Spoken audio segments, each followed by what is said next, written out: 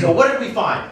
First off, we found some important results about appointing a top team as a target.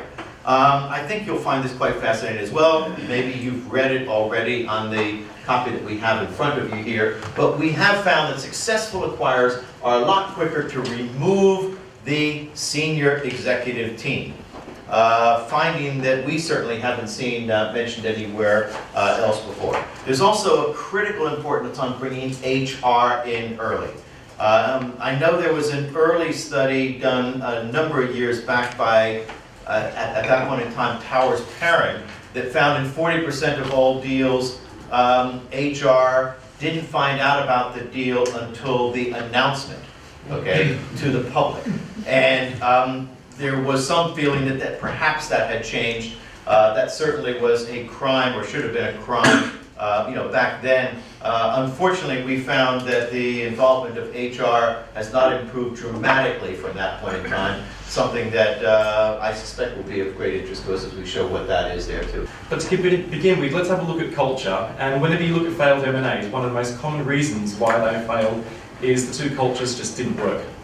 Now, the research that Cass has released, Successful Dealmaking, shows that for the M&As that succeeded, 60% retained operational staff. However, the opposite can be said for retaining leadership. Now, Cliff, I'm interested in your views on this and why you think there's a mismatch between retaining operational staff from a target and leadership. Certainly. I think that the roles played by operational staff are very different from the roles played by very, very senior staff, CFO, CEO. If you look at academic work on their roles, Mintzberg's talked about the extent to which senior managers are engaged in strategic activities. They're looking forwards. Operational staff are concerned with the present rather than forwards. So what you have is, in an merger situation, you have a need for technical and operational continuity, but strategic change. So you want to retain staff that have the knowledge about the rules, procedures, practices, technical competence, operational competence, because you need continuity in that area. So when you have high retention of that, you're likely to be more successful. The problem with CEOs is they tend to get somewhat stuck in their own, with the traditional ways of thinking, and the adaptation to a new culture, a new set of circumstances. What you're looking for is strategic direction, and they're less able to do that, having been locked into a particular way of thinking. So it's important to get rid of the top tier, but retain the middle tier, the operational core. I think that's the primary. Would you suggest, though, that that's only the case with companies that are struggling or targets that are struggling? If you get rid of the leadership of really high-performing companies, is there not the argument that you're actually taking away what made them partly successful? I think it's both successful, unsuccessful, high-performing, low-performing. The general rubric still applies, that if you have a particular way of doing things in a new situation, you perpetuate those things, whether you're an operational person or a leader of an organisation. In a middle-level operational capacity, more of the same technically is a very good thing. More of the same strategically is a bad thing. So I think generally the organisations that are successful are where the leader can adapt or the leader is replaced. Far too often the leader does more of the same. And that's the fundamental problem. Andrew, in terms of mergers and acquisitions, what Cliff is essentially saying is that there's no such thing as a genuine merger, I guess. If you look at M&As, there's always one company that seems to be dominant in the actual deal. Is that your view of mergers and acquisition? Is the term merger slightly pointless? Well, I guess the research will bear that out. I think one of the things that you were saying there about the continuity about operational management is absolutely key to the success of the deal.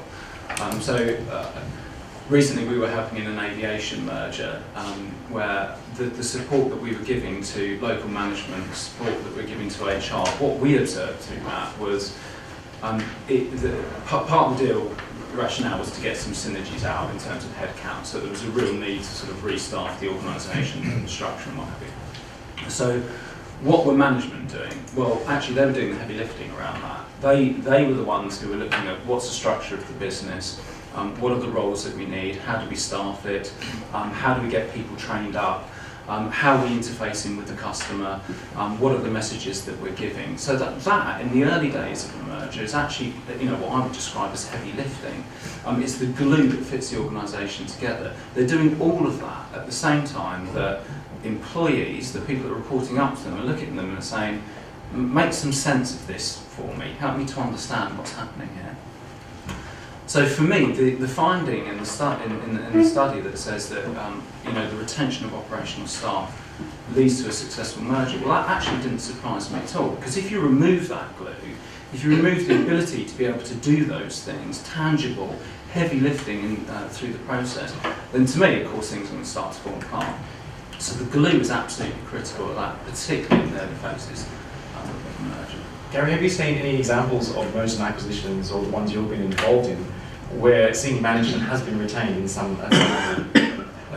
Yes, but probably more at divisional level than actual sort of head office. But again, they have been retained after doing some due diligence on them. So the company didn't just go in and say, right, because you are leading this division, you will be out.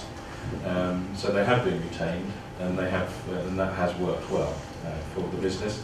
Just going back to the point about the operational side, I think, agree with my colleagues, the operational people tend to have different needs and different views, and they say, okay, we're in the job, and if we just get our heads down and carry on with the job. I think with CEOs, CFOs, very often, and I have found this as well in one case, that CEOs, CFOs tend to be sort of anti-change, and it goes back to your point, Cliff, about we've always done it this way, so quite reluctant to use this phrase, get on the bus. And there's also a little bit that sometimes people say to me that being a CEO and a CFO, it's a lonely existence. And I think sometimes some CEOs, some CFOs don't want to get even more lonely with a new acquirer. And I have known people who actually put their hand up and say, I don't really want to get involved in this, can I go? Well, that nicely moves along to the role of HR. Interestingly, in the study, it showed that HR wasn't being brought into the due diligence stage and mostly during integration. Gary, I'm quite interested about this because the research shows that bringing in HR early actually improves prospects. From your experience, when is HR generally brought into the equation and why? Yeah, my experience really is generally that it's brought in the sort of due diligence stage. And I'll come back to that in a moment. But I have also experienced being involved very much in the sort of target stage as well. And I think that HR needs to be brought in earlier. We've talked a lot about integration. And if you think of a number of integration scenarios, which maybe we acquire and we get rid of everybody, or we acquire and maybe more in the merger side, we bring it all together, then quite clearly those integration scenarios need to be understood right from the outset, and who better to do that than HR? But I would say that pretty much. So I think the HR getting involved early, it's that you've got to look at the end game. The end game is some form of integration, whether it's not integration at all, if you see what I mean. And then we'd be very much involved in big severance practices. I think also we can get involved and understand and help to understand the feasibility of the deal. Again, in terms of that cultural piece, a little bit maybe. The acquiring company may be non-unionised, but the target company may be heavily unionised. So what does that mean? And again, we can help people understand what that does mean and how that's going to affect the sort of business. And quite clearly, the other aspect, I think, is if we know what's going on right from the start, we can actually help in terms of the cost of the acquisition as well. And so if there's going to be a lot of people going, we need to understand maybe what the redundancy terms are within that acquired company, what their processes are, and take us through there. So those are the sort of big ticket items. There's a lot more, of course, because HR, not only does it have to pursue its own agenda in terms of improving HR or looking at HRMS or all the processes that exist, but we also play a big part in assisting management across the whole business with their own departments.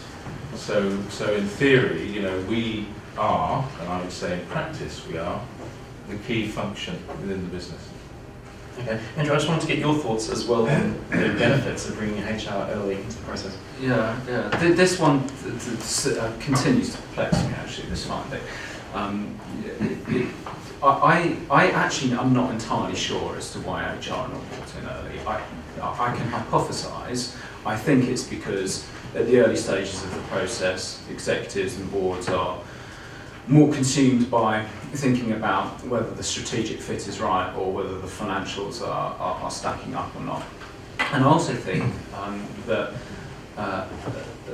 executives have a point of view which is, if, for example, they pay too much, that's going to become in the market obvious very quickly, and that's going to be fairly catastrophic for them personally and for the business.